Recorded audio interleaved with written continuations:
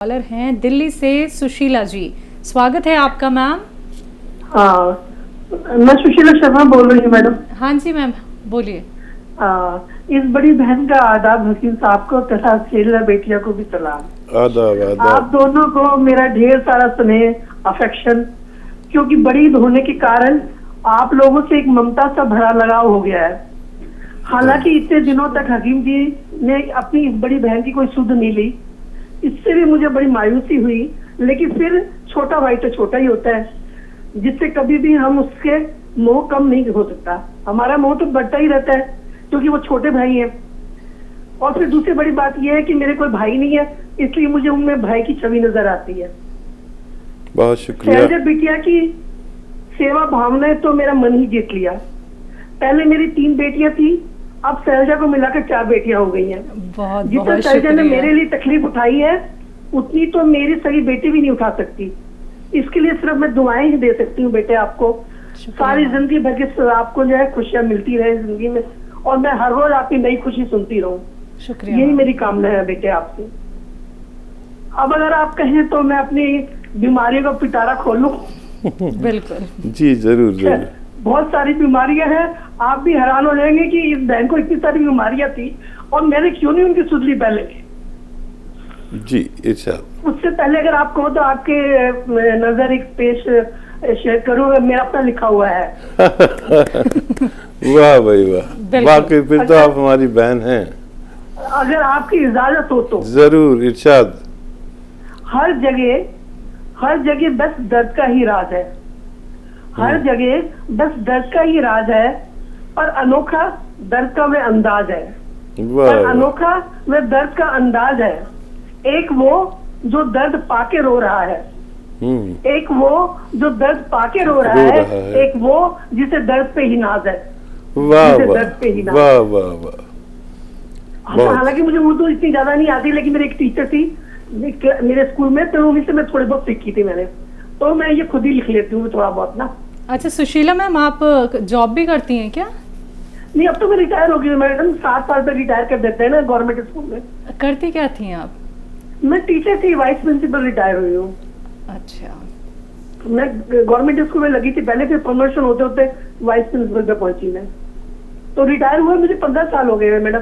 मतलब ऑफिशियली तो 15 साल हुए, वैसे मुझे मतलब एक्चुअली क्या था, मेरी एज 3 साल बड़ी लिखी हुई है। वैसे मैं 72 की हूँ। चलिए तो बताइए। बड़े होने के नाते मैं ये कह रही हूँ आपसे कि भाई इतना प्यार हो जाता है ना छोटों से, कि आदमी ना, आप सोच रहे होंगे, पर अब आप अपने आप ही सोच, इसके भाई नहीं होता उसको कितनी तड़प होती है भाई बनाने की, आप बताओ। जी सही बात है। और फिर बेटी मेरे 3 है, तो मुझे बेटियों से और बेटे से कोई फर्क नहीं लगता। मुझे तो अपनी बेटियां बेटे ही लगती हैं, तो मुझे शैलजा बेटा ही लगती है वो मुझे, लेकिन है मेरी वो चौथी बेटी। जी जी, बहुत बहुत शुक्रिया मैम। तो मैं खैर आपकी बड़ाई में कर नहीं सकती शब्दों में, तो क्योंकि वो तो मेरे इतने अख्तियार भी में नहीं है कि मैं सारी आपकी प्रशंसा कर पाऊँ, क्योंकि वर्ड्स नहीं है मेरे पास एक्चुअली। तो मैं अब आपसे रिक्वेस्ट कर रही हूँ, मैं बताना शुरू करूँ आपको? जी जी आप लिखते रहेंगे? बिल्कुल बिल्कुल। बिल्कुल। हाँ जी बताएं। देखो, पहले तो मैं याद ही दिला दूं, आपकी मेरी प्रवृत्ति जो है कफ और वात की है। ठीक है। तो मैं सबसे पहले आपको पायल की बात करूंगी, जो हकीम भाई साहब ने मुझे बताई थी कि जो 6 चीजें हैं, जो मिश्रण था ना 6 चीजों का, जैसे सौंठ, मेथी, अजवाइन, जीरा, धनिया, ये मैं 3 महीने से नमक जैतून के साथ ले रही हूँ।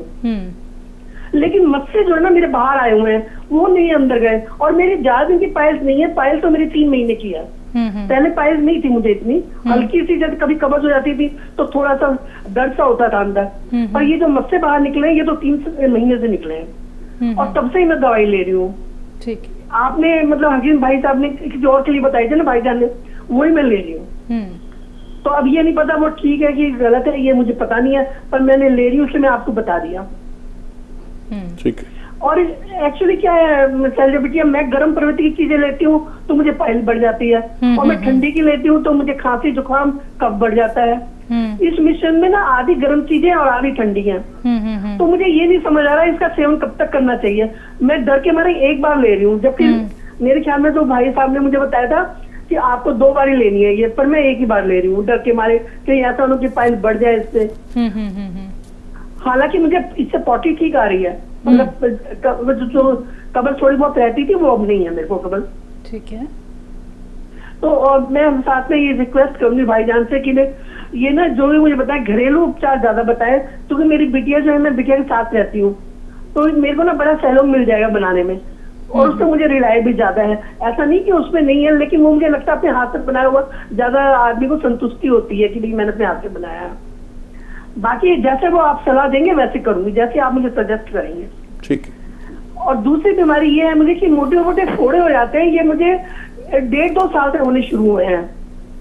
पहले तो कभी कभार होता था, कभी जैसे 4-5 महीने में एक बार ही हो गया कोई फोड़ा निकला है। फोड़े का मतलब मोटा जो फोड़ा होता है, लेकिन उससे पस या ब्लड नहीं निकलता।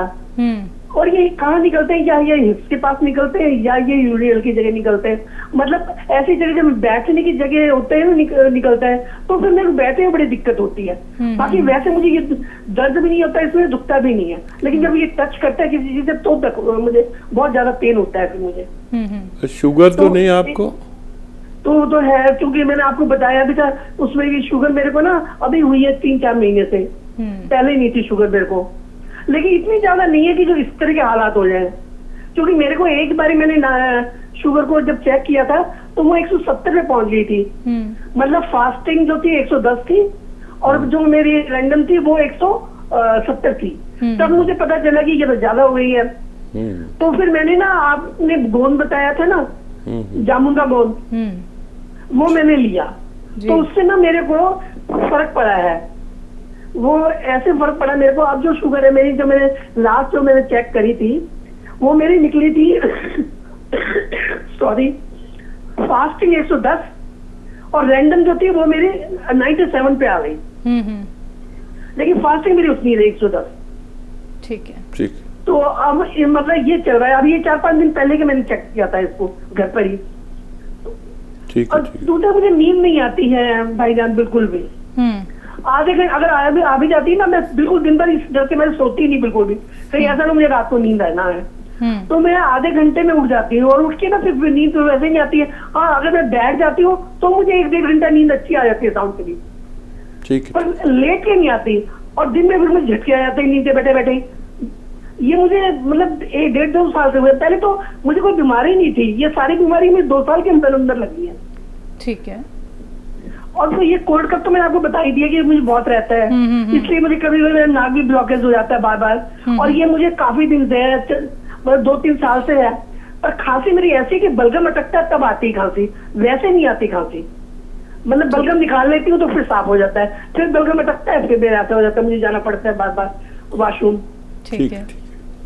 और दूसरा ये कि मुझे ना, मैंने आपको बताया था पहले भी ना, कि मेरे पैर सुन हो जाते हैं 20 मिनट के अंदर ही, क्योंकि मैं टॉयलेट में घंटे के करीब लगाती हूँ, 1 घंटा।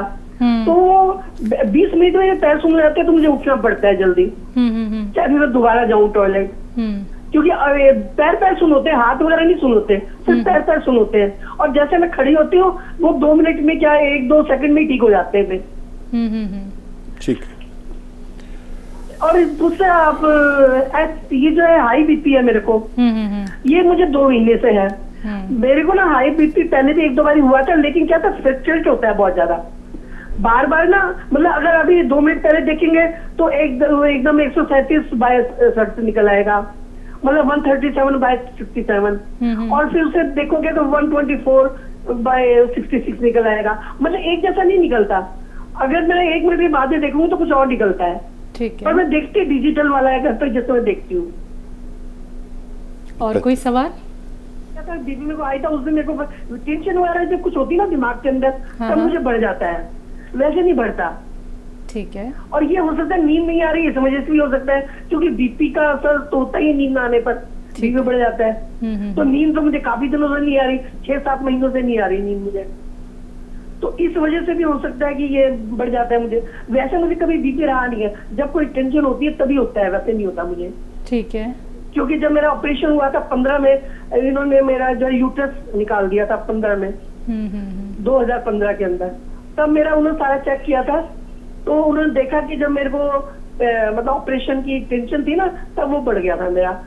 पर उसके बाद उन्होंने नॉर्मल, जब भी चेक किया नॉर्मल निकला मेरा। ठीक है। तो लेकिन अब जो इस समय मैंने कल जो चेक किया, मैं हर रोज रात को चेक करती हूँ, अब मेरा निकला है नीचे का 67 और ऊपर का 137। ठीक है सुशीला मैम, कभी कभी नहीं।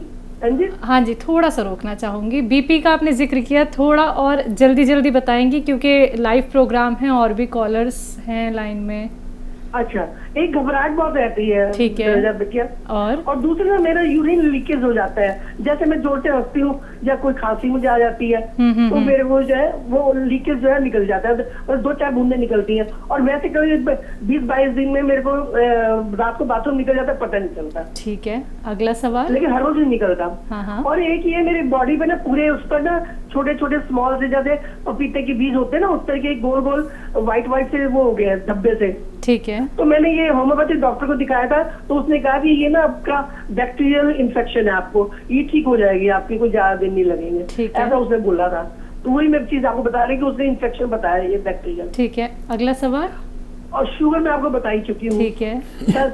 और मैं ये घुटनों के दर्द के लिए एक बात आपको पूछना चाहती कि मैं 5 महीने से ये दवाई ले रही हूँ काला गोंद, और उसके साथ ले रही हूँ नमक जैतून के साथ। हाँ, तो हाँ। क्या मैं और ले सकती हूँ उसको लंबा, क्योंकि मेरे को 60% आराम है, अभी पूरा आराम नहीं है मेरे को। ठीक है, और सवाल। और ये जो मोटापा है ये तो मैं आपको बता चुकी हूँ, मेरे को 93 kg मेरा वेट है, और मैं सारे मतलब मैं ज्यादा तली हुई चीज भी नहीं खा रही हूँ, ऐसे परहेज भी करती हूँ। ठीक है। खाना भी मैं एक टाइम खाती हूँ, ऐसा नहीं है, साइकिलिंग भी करती हूँ, एक्सरसाइज भी करती हूँ, लेकिन पैरों घुटनों में दर्द है ना, इसलिए ज्यादा देर नहीं कर पाती। आधा है। घंटा साइकिलिंग करती हूँ, आधा घंटा मैं वॉक करती हूँ, ठीक है, उसके बाद थोड़े छोटी मोटी एक्सरसाइज हो गई, योगा हो गई, ये करती हूँ सुबह सुबह। अगला सवाल। बस थैंक यू, आपको मैंने इतनी सारी बता दी।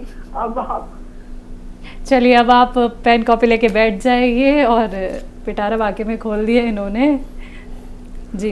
हाँ देखिए, बड़ा अच्छा लगा आपसे बात करके, और जो रिश्ता आपने कायम किया है वो हमेशा कायम रहे।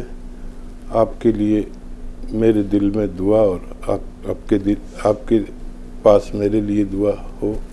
और शैलजा को भी आपने बहुत दुआओं से नवाजा, बहुत शुक्रिया। पढ़े लिखे लोगों से बात करना अलग ही लगता है, और वाकई एक प्रिंसिपल की बातचीत ऐसी ही होनी चाहिए। बहरहाल सलामत रहें आप। और देखिए, ये उम्र में बीमारियां आती हैं, और ज़रूर आती हैं। और संसार में 7% लोग ऐसे हैं जो 60 एज क्रॉस कर पाते हैं, बाकी सब 60 से पहले चले जाते हैं। तो आप बहुत खुशनसीब हैं कि आप सलामत हैं, होश व हवास में हैं। दिमाग आपका अभी 40 साल की एक खातून की तरह काम करता है, और हाजिर दिमाग हैं, और ज़ाहिर 3 बेटियों की माँ हैं, तो टेंशन भी खूब रखती होंगी। और ब्लड प्रेशर, शुगर, थायराइड, जोड़ों का दर्द, इनमें से 1-2 बीमारियां हर शख्स को इस उम्र में आनी तय हैं, तो आ गई हैं। जोड़ों का दर्द में आपको फ़ायदा है, तो आप और भी ले सकते हैं, गौनसिया और भी ले सकते हैं। और एक काम मेरे कहने से कीजिए कि वेस्टर्न टॉयलेट नहीं है तो वेस्टर्न टॉयलेट लगवा लीजिए। वो जो पैर सुन हो जाते हैं और अभी तक पूरा फ़ायदा नहीं है इनमें, तो वेस्टर्न टॉयलेट जब आप प्रयोग करेंगे तो ये जो फ़ायदा आपको थोड़ा बहुत रह गया है वो भी हो जाना चाहिए। तो 65% आपको फ़ायदा है, आपने बताया। अब रही बात पाइल्स की। पाइल्स देखिए 3 चीज़ें आती हैं। वो जो पाउडर आप लेती हैं, मेरा 6 चीज़ों का बनाया वो तो लेती रही है, उससे आपका हाजमा ठीक है। और सौंफ तो महिलाएं सब जानती हैं। सौंफ, कासनी, ये दूसरी दवा का नाम है। सौंफ, कासनी और मको, ये जड़ी बूटियां मिलती हैं, बाज़ार से ले लीजिए। 2-2 चम्मच पानी में डाल के, 1 गिलास पानी में डाल के उबालें, और जब पानी आधा जल जाए तो उसको पी लिया करें दिन में 2 बार। इससे ये वर्म का दुश्मन है, जो वर्म आ जाता है, और पॉटी की जगह पर वर्म आ जाता है, जो ऐसा लगता है कि मस्से आ गए हैं या फूल गई है, लैट्रिन करने में परेशानी होती है, तो ये वर्म को दूर करती है। इसमें 2 चुटकी नमक जैतून मिलाकर आप पी लिया करिए दिन में 2 बार। और अगर आप पैदल चलते हैं तो ज़रूर चला करिए, और अगर आप पी सकते हैं तो गर्म पानी पिया करिए। ये डायबिटीज़ को आपकी बहुत कंट्रोल करता है, और हमेशा सलामत रहिए। आप एक मिसाल हैं महिलाओं के लिए जो इतने बड़े ओहदे तक पहुँचे हैं और अब अपनी बच्चों की परवरिश कर रहे हैं। सलामत रहिए, सलामत रहिए। हकीम साहब, एक तो सवाल और थे, मैं बोलूँ, यूरिन लीकेज की बात बताई थी इन्होंने, और फोड़े जो निकलते हैं वो पानी वाले नहीं होते हैं जी। हाँ, जो लोग पानी कम पीते हैं उन्हें भी ये फोड़े निकलते हैं। तो पानी 2 लीटर ज़रूर पिया करिए, 24 घंटे में 2 लीटर। इससे हमारे खून की सफाई हो जाती है, और जो मैंने नुस्खा बताया उससे भी आपके फोड़े ना निकलने में मदद मिल सकती है।